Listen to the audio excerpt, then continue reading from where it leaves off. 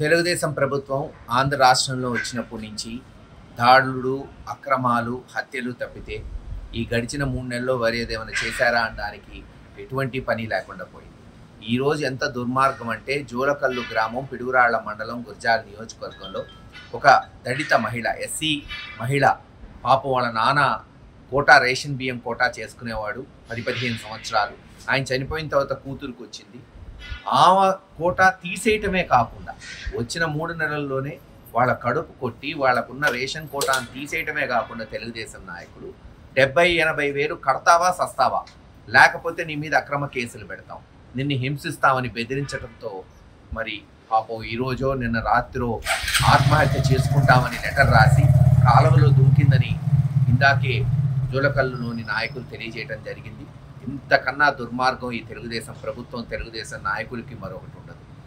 ఆడపడుచుల్ని, మరీ ముఖ్యంగా SC ST వర్గాలకు చెందిన వాళ్ళని ఈ రోజున అనకదొక్కాలి, వాళ్ళ కడుపు కొట్టాలని ఈరోజు వాళ్ళు చేస్తున్న ఈ చర్యలను తీవ్రంగా ఖండిస్తున్నాం. అంతేకాదు తక్షణమే అటువంటి వారి మీద చర్యలు తీసుకోవాలి.